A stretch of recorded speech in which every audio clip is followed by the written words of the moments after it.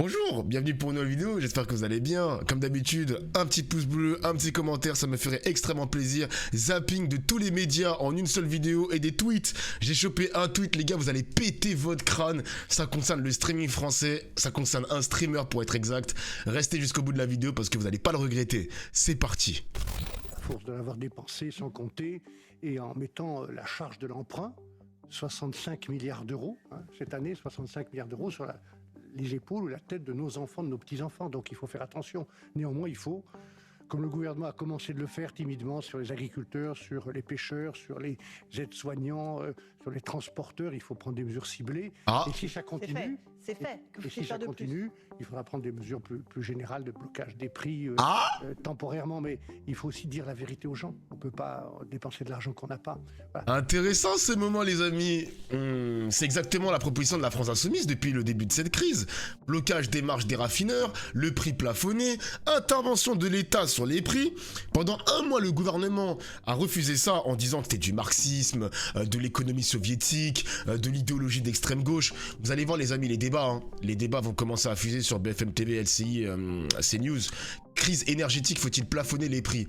Là, on a un député, un ancien Premier ministre, député de Paris, figure de la droite républicaine, qui dit exactement la même chose que la France Insoumise. Toujours avec un train de retard, vous vous rendez compte? Quelqu'un dans le chat va me dire « Ah mais Dofla dit que Barnier, c'est temporaire. Il dit qu'en gros c'est temporaire, la mesure, faut pas qu'elle dure, elle perdure. » Je veux bien l'entendre. Mais en fait, la France Insoumise dit pareil, les amis. Une mesure d'urgence le temps de la crise, dès que ça se termine, c'est bon, il faut arrêter de plafonner les prix. On voit que la France Insoumise constate que ça va pas durer, ils l'ont chiffré, ils l'ont calculé, il n'y a pas de souci. Il est là le corps du sujet. En fait, quand la France Insoumise propose le blocage des prix, c'est du populisme. Quand Barnier le propose, c'est du bon sens. Tiens, votre inscription à la ZILAN a été annulée. Après 7 ans de participation sans le moindre problème, je reçois un mail automatique qui m'annonce que je suis banni de la ZILAN 2026. Sardoche, j'en reparle prochainement. Ah mais Zerator, il va se prendre une tempête, les mecs, hein. Parce que, alors, ok, liberté d'expression, il a le droit d'être de droite, il a le droit d'être extrême droite, etc., etc. Je pense que Sardoche paye les pots cassés de ces dramas récents, de ces takes abominables sur Twitter. Je pense que... Alors, faut aller regarder à l'intérieur du règlement de la ZILAN, les guidelines de l'événement, mais je pense que Sardoche, il a enfreint des règles du règlement. Je pense que Zerator a sans doute durci les règles de la ZILAN 2026, mais là il va se prendre une petite tempête. Mais comme c'est pas un mec beaucoup sur Twitter, Zerator il s'en branle, hein. C'est qu'il est peut-être temps de se remettre en question si chaque année ta participation est de plus en plus remise en doute jusqu'au ban. Vouloir prendre comme duo quelqu'un accusé d'agression que tu as toi-même cancel lors de la dernière ZILAN MDR. C'est vrai que Sardoche il voulait un duo. Et son duo, il a été cancel l'année dernière. Alors, je crois que c'était un streamer, mais pas très connu. Il était accusé d'agression. Ah ouais, mais là, les commentaires, ils s'en vont, hein. Pleure pas, chiale. Ah ouais, les gens s'en donnent à cœur joie. Zerator va peut-être s'expliquer en stream. Sardoche, pareil. Ou peut-être que Sardoche va faire une réaction à celui de Zerator, j'en sais rien. Mais les mecs, ah ouais, je vais suivre ça de près, les mecs, parce que je pense qu'on va aller traverser le champ du jeu vidéo pour aller jusqu'en politique. Il y a moyen quand même que ça parle de politique. Le tweet fait déjà 1 million de vues. Affaire à suivre. Voilà, c'est tout ce que j'ai envie de te dire. Affaire à suivre. En direct devant les caméras du monde entier. Son petit hot dog, son petit burger. Alors c'est un quoi? McDonald's, exactement, son sac, sa commande McDonald's, livrée par une retraitée qui a été contrainte d'ailleurs de devenir coursière pour payer la chimiothérapie de son mari. Non. En 15 minutes, Donald Trump s'est attaqué à l'Iran, à nouveau au pape, aux athlètes transgenres, me demandez pas pourquoi. Sous le regard d'ailleurs parfois un petit peu gêné de Sharon Simons, qui est donc la dame qui lui a livré son McDonald's, à qui il a fini par donner en direct un pourboire de $100. Donald Trump qui est... Ah ouais, le pouvoir de $100 quand même. Non mais le président de la première puissance mondiale qui se fait livrer un burger par une femme qui travaille à la retraite pour soigner son mari d'un cancer. Mais le plateau de BFM TV dit ça comme si c'était une anecdote intéressante, comme si c'était un moment humain sympathique. Et le poteau, il est milliardaire, mon gars, soit normal. En plus, c'est les États-Unis, ils sont toujours un peu crazy, t'as capté? Paye la chimio du mari! Mon gars, il donne $100, merci pour le pouvoir, y a pas de problème, mais paye la chimio du mari, mon gars! Il est là le cœur du sujet aussi. L'image qu'on retient là sur BFM TV, c'est un Trump un peu décontracté, accessible, populaire. Le mec, il se fait livrer un McDo aussi. Ça me fume parce que ça se voit. Alors, on exclut un peu la France, on reste aux États-Unis. Ça se voit qu'aux États-Unis, au cœur même du pays, Trump, il a envie en quelque sorte de polisser un petit peu son image. Mais le mec, entre les critiques sur le pape, parle de Jésus, il se fait livrer le McDo. Waouh, mon gars, il a pas toute sa tête, hein. What the fuck? Wow. Et en plus, aux États-Unis, ils essayent en quelque sorte de polisser l'image de Donald Trump. Mais moi, ce qui me choque, c'est qu'on a quand même une retraitée qui fait des livraisons Uber Eats pour payer la chimio de son mari. Mais c'est ça que je retiens, moi, en fait. La base du volontariat, vous y croyez sincèrement? C'est comme le travail du dimanche. Vous croyez qu'un salarié, il peut refuser de venir travailler le 1er mai parce que son patron lui demande de le venir? C'est comme, on nous a fait pareil sur le travail du dimanche. On nous a dit ce sera sur la base du volontariat. Il n'y a pas une personne aujourd'hui qui peut refuser de travailler le dimanche si son employeur lui demande de venir travailler le dimanche.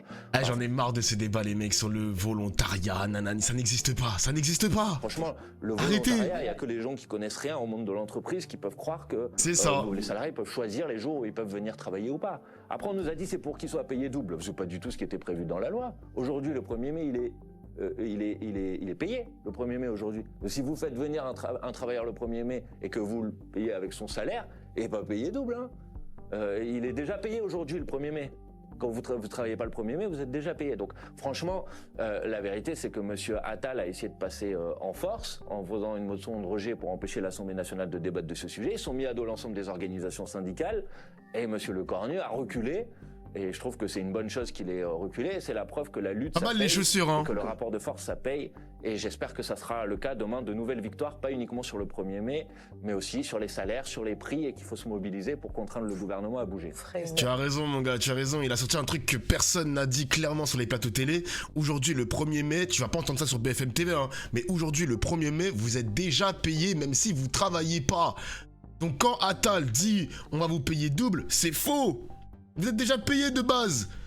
Ce qui était prévu dans la loi, c'était que votre salaire normal en plus du 1er mai, donc pas le double. Mais il est là le cœur du sujet, les amis. Hein. On a vendu cette loi comme une augmentation de salaire pour les boulangers, les fleuristes. C'était une autorisation donnée aux grandes chaînes de faire travailler leurs salariés sans les payer double. Et pour la question du volontariat, dans un rapport de subordination entre le salarié et son patron, ça n'a jamais existé. Faut arrêter ça. Arrêtez, dites-moi en commentaire si vous allez travailler le 1er mai ou pas. Vous en pensez quoi de tout ce débat, les mecs? Parce que franchement, je vais pas vous mentir, il y a plus important, les mecs. Hein. Ça y est, Gabriel Attal, il est bien mignon et tout, mais il y a plus important. Arrêtez de nous casser la tête avec le 1er mai. C'est bon, ça suffit, les mecs. Communiqué de Twitch gaucher, c'est harceleur. Putain, j'ai fait un tweet de flex, je vous explique après le chat. Nous avons été pris pour cible par le compte Instagram du média Popcorn. Donc là, on parle de Domingo dans le cadre d'une campagne de propagande. Ok, donc, ah ouais, ça a convoqué les avocats. Les avocats sont intervenus auprès de Webedia. Tous les contenus que nous avons dénoncés ont été retirés. Ok, il a réussi à faire supprimer des tweets, supprimer des communiqués. L'affaire n'est pas terminée. Toute personne se livrant à des actes de diffamation ou d'atteinte à la vie privée fera face à une riposte juridique systématique. Il a des thunes, ce mec, pour payer des avocats, hein. Je ne sais pas ce qu'il fait de sa vie, à part tweeter sur les streamers de gauche, mais waouh! Notre travail est nécessaire et d'intérêt général. Nous avons contribué à mettre en lumière de nombreux scandales et encourageons la prise de conscience des dangers des discours tenus sur des plateformes de streaming. Nous remercions les internautes, les médias, nanani, je sais pas quoi, oh là là. Alors moi, j'ai reçu 2 plaintes. Donc, menace de mort sur l'imam Chalgoumi, alors que c'était totalement faux, j'appelle personne à mourir. Et c'était quoi l'autre truc? C'était provocation et c'était contre des journalistes de CNews. Donc, encore une fois, c'était sous une blague satirique sur Twitch. Les amis, 2 plaintes contre moi, 2 victoires. Donc 2 défaites sur Twitch gauchiste parce que c'est lui qui avait fait un clip sur moi. Il y a eu des moments qui ont été récupérés sur Twitch et ça a été posté sur Twitter. Moi, je veux bien que nos discours soient publiés, soit rendu public, parce que là c'est un relais de ce qu'on dit, même s'il y a beaucoup de hors contexte, mais peu importe les phrases ont été prononcées, ça je vais bien l'entendre, mais le seul but de Twitch gauchiste, parce qu'il va jamais débattre avec nous, lui il est là juste uniquement pour poster et ensuite, bonne chance. Mais en fait, son seul objectif, c'est qu'on reçoit de l'harcèlement et du cyberharcèlement. Parce que les amis, à cause de ce compte Twitter, j'ai énormément de menaces de mort. J'ai énormément d'harcèlement, de cyberharcèlement, de messages racistes. C'est n'importe quoi, les amis. C'est n'importe quoi. Donc, excusez-moi, merci monsieur de poster des clips de nous sur Twitter, mais faut assumer aussi que ton seul objectif, parce que le mec il dit que ouais, il veut encourager la prise de conscience. Bah merci, tu encourages aussi l'harcèlement.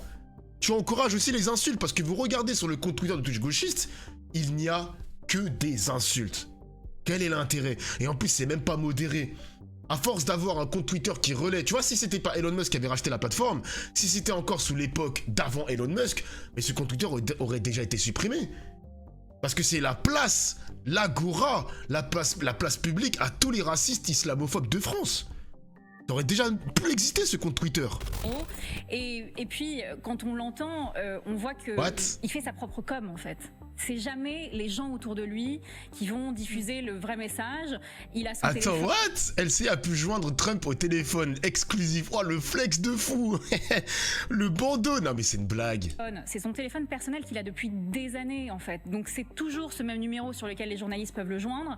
Et il répond de manière anonyme alors qu'il est en plein meeting sur l'Iran. Et il vous donne des informations. J'adore la France. Et en réalité, on joue son jeu, Darius, ce soir. On passe exactement, c'est exactement ça qu'il veut, c'est-à-dire qu'on arrive à avoir un message de lui qu'il veut faire passer et l'envoyer sur les médias. Il a fait pareil avec l'Italie. La correspondante de la Maison Blanche italienne l'a eu tout à l'heure au téléphone. Je me suis dit, bon, s'il répond aux Italiens, peut-être qu'il répondra aux Français.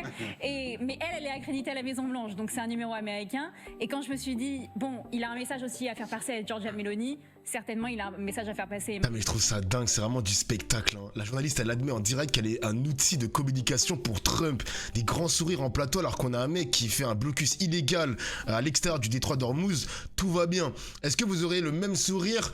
Vous auriez eu le même sourire si c'était le ministre des Affaires étrangères iranien par exemple? Moi je trouve ça dingue. Il est là le cœur du sujet sur les médias mainstream comme ça. Vous dites tous qu'ils sont indépendants ou je ne sais pas quoi, et en direct, ils admettent qu'ils relaient exactement ce que le président américain veut faire passer à des chefs d'État européens. Des petits messages comme ça, par-ci, par-là, j'adore la France. Oh my god! C'est triste. Franchement, on vit dans un monde extrêmement triste. C'est là aussi le narratif des médias. C'est qu'il y a toujours cette volonté de faire passer Trump en quelque sorte pour le héros, pas forcément le héros au sens narratif dans les grandes histoires, etc.